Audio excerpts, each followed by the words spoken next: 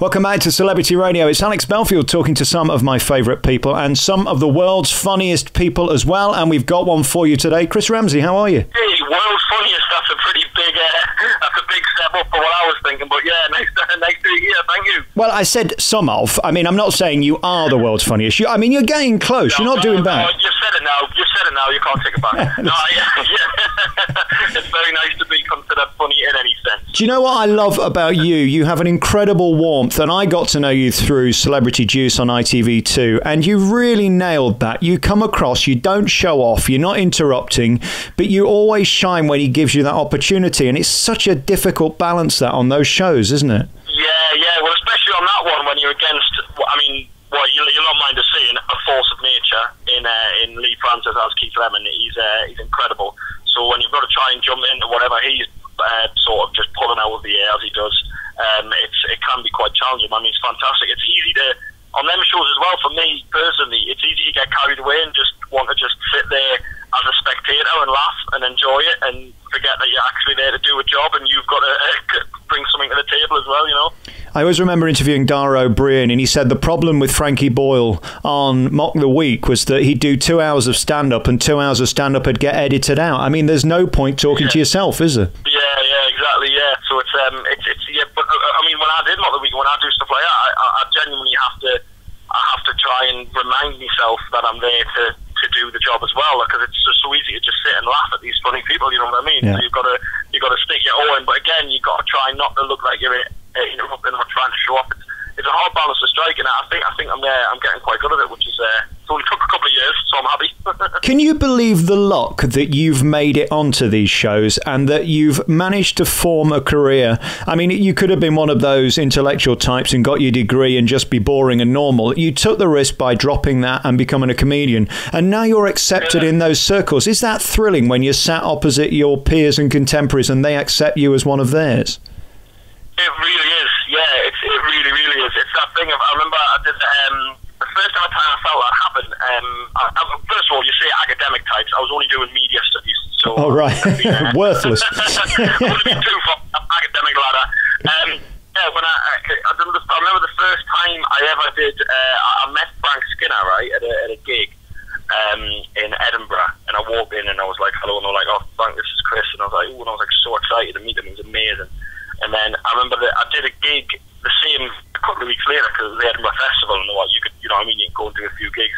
And I walked into the same room, and I remember walking into the room and just walking in and going, "Hi Frank," and Frank went, "Oh hi Chris," and it was like, oh my god, like I'm literally, it's just, it's no longer "Oh hello, do you remember me?" It's like, "Oh yeah, I do remember you. You're in this job now."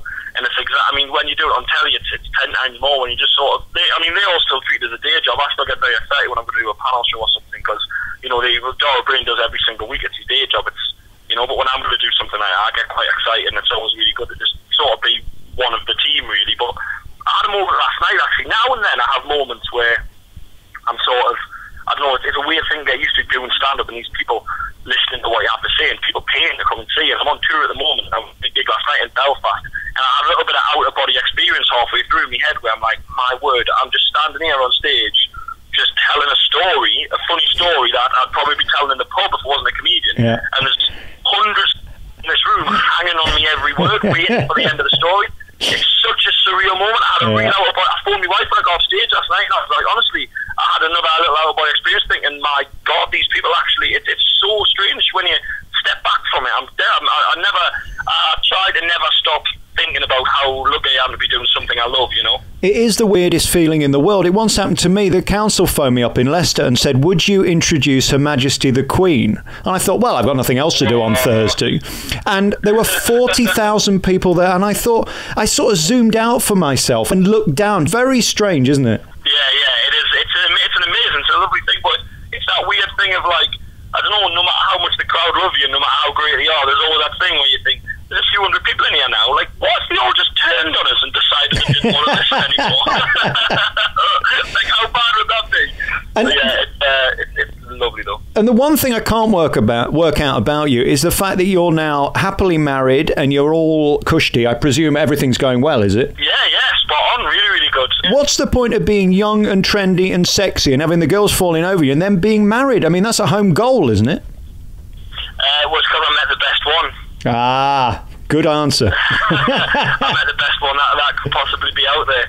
I literally had a moment going, there's pointless looking anymore. There's no one better than you, is there? And that's not a settling down thing. That was a kind of, I'm wasting my time here.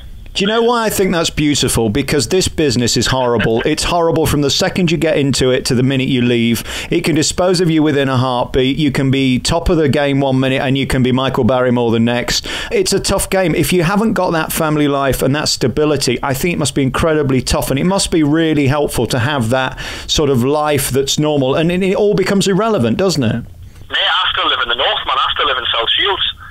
Where I'm from. I absolutely love it. I'm probably, my dad comes around, cuts me lawn for us. I see all my mates. Why can't you cut your own lawn? Whenever I can. Well, my dad likes doing it, and it's good to see him. I think it's because, right, what he did was, for Christmas, he bought us a lawnmower. Right. That was when I knew I'd grown up. Yeah. But he lawnmower for Christmas, devastated. Lawnmower and a shed. Not joking. They owe me 2 Christmas presents off my dad. Furious, my mum and dad. But it's better than his, so he keeps it in his van, and he does his lawn, and he comes on and does mine. So essentially, it wasn't even for me. He said it was for me. It was a rubbish present, and it wasn't even for me, so I'm gutted. But yeah, it's great, man. Yeah, I still live in the north, and see my dad all the time, see my mates that I've known for years as much as I can, and yeah, I'm not in the whole. I'm not really. I said the other day to someone, I said, you've got more chance of running into me in a motorway service station than you have in a happening nightclub. And I'm the same. I mean, I live in Nottingham. I've never lived anywhere else. There was a small period I had to live in London because I was doing a show there. But I come home because you really get to see real people. And hold on 1 second. Did you just claim Nottingham was in the north? Oh, don't start this debate. Listen, anything south of Leicester... Are we going to fall out? In Nottingham, you are essentially in Spain. You're almost Spanish. That's how south you are, right? I go to Nottingham, I take me trunks, I take bucket and spades, right? Listen, we've got Soon Pollard. We've got everything we need here. London hasn't really got a community feel for me. I mean, I enjoy travelling to London to do work now and then, and I will... Do you know what I mean? If I'm down for to do a TV show, my wife will come down and we'll maybe have a little night there and stuff. But I always in my head, I think, if I'm going to live here, can I envisage myself getting me big shop in? And I cannot envisage myself on the tube with me big shop. Not in a million years. Just like dropping stuff and just eggs and that and just rattling bags and people. Nah, forget it. Forget it. I mean, and your dad couldn't come round with a mower because he'd have to pay the congestion charge, wouldn't he? No, I got him a fortune a pet. So I might as well get a gardener. How do you do it? How do you come up with your material? Because what's amazing about you live is you're so relatable. I guess that's it, isn't it? Just knowing your audience and somehow mastering the skill of making every day funny. Yeah, well, I just honestly, it's weird. I just have this kind of ability to attract weird situations, and I think it is me. I don't know. It's just great stuff happens, and sometimes I go, oh, God, why can't I just check into a hotel and everything go right, and I'm just getting rested and it can be fine? But then I thought, well, if it didn't, I thought I wouldn't have anything to talk about. So it's good that all these things keep going tits up. So it works sometimes. Do you know what I mean? But yeah, it's I don't know. I like to talk about stuff that, I mean, I'm not one of these comics who comes out and gives you observation after observation after observation, but I do hide observations quite well inside stories. Because I don't know, I can't relate to a crowd by going, have you ever noticed this happened? I like to throw it inside of a story, and then afterwards someone will come up and go, that thing you said when you're talking about making the breakfast or whatever, that always happens to me. And I'll go, yeah, well, it was there as an observation, but I didn't do it as a standalone observation. But I just talk about my life, even now, this current show is about when I got kicked off Soccer AM. And it's not about being a celebrity or being on the telly. It's about being an idiot who couldn't control his own mouth and got himself kicked off a TV show on a Saturday morning for saying something daft. But even though I said at the beginning, even though I'm talking about being on telly, I'm not bragging. I'm not standing here going, look at me, I'm on telly, because the story ends with me being the idiot, me being the butt of the joke. And yeah, but I always like to talk about stuff that I'm doing and stuff that's true to me. So even if it does happen to be being on telly, I don't know, there's always something weird about when you see like one of these massive like arena filling comedians and you see them doing a routine and they go, I was in the supermarket the other day. And you go, no you weren't. There's no chance on this earth that you were in Iceland 2 days ago. Not in a million years, mate. They can afford the $4.99 to avocado deliver, can't they?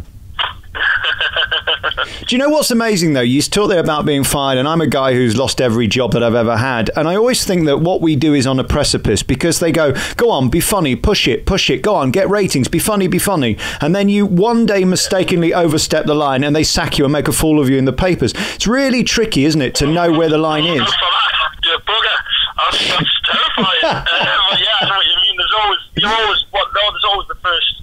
Someone's always ready to point the finger, I think. But I don't go on my way to be offensive or be anything like that. I just kind of, I'm not. I don't know. I'm not like. I see it on stage sometimes. I say I'm not an opinion ninja. I'm not one of these people who comes out and goes, "Listen to this. This is the way you should sing. This is what's wrong with this." And this is because if I go out on a night out and you know, what I mean, people who come and see me, they'll get a babysitter. They'll maybe go for food. Normally, go to Nando's every month. The amount of tweets I get of people going to Nando's because they know I'm a big fan.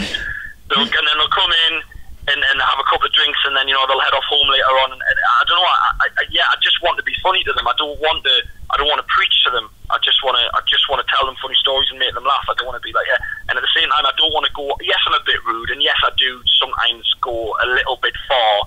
But within the context, I never go out of my way to upset someone or offend anyone. I go, "Ooh, watch this. Ooh, you can't handle what I'm about to say."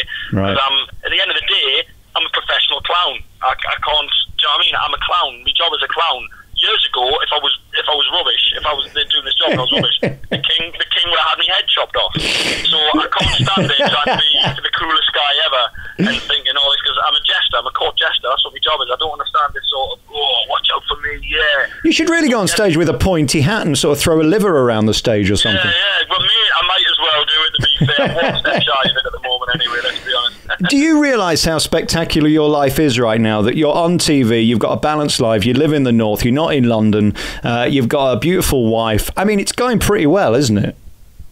Well, I always, I never stop to look at the view. I'm always continually climbing. Yeah, but you must. Let me tell you something. I watched a program by Oprah Winfrey the other week, and she said something that changed my life. You've got to be present, because you know what? When it's all gone, you'll wish you'd thought about it and enjoyed it. You're not one of those that's always kind of at the next gig before you're doing this one, are you? I wouldn't say that, no. I definitely have my moments, but I never sort of stop and go, "Yeah, this is great, I'm happy here."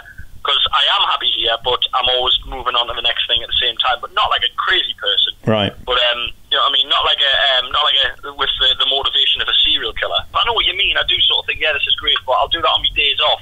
But I don't get what am I trying to say? I'm trying to say I don't get cocky about it. I don't go, "Yeah, look at me, look at this guy, everything's great." You know what I mean? Like a music video, like riding along in a lowrider with me arm hanging out from some sort of drape pumping. I don't do that. But yeah, God, I constantly. See, when I do some gigs, man, the crowd must be thinking, "Why has he thanked us so many times?" Yeah. Like, but with game, but I know it's just I try not to get cocky about it. I try not to be. No, you mustn't get cocky, but always count your blessings. For example, I'm a chubby ginger guy with not much downstairs. You know, there's not much going on in my life, Chris. You know what I mean? There's always someone worse. Oh, that might be the best sentence I've heard today. Yeah. I heard a Northern Irish man say "Eye of the Tiger" earlier. That was nice. But you might have just beat that. There you go. Funny to you, real life to me. Hey, listen, I've loved talking to you. If people want to find out more, please go to his website. It's chrisramseycomedy.com. chrisramsey.com. Find out about all your gigs. You're all over the country. Next year is going to be even bigger. So great to talk to you. I think you're such an inspiration, especially for young comedians. You're different and you make it look so easy. And on the shows you do, that's so tricky. Congratulations, Chris. Thank you so much, mate. Bloody lovely talking to you. Cheers, big man. See you soon. Thanks, bye.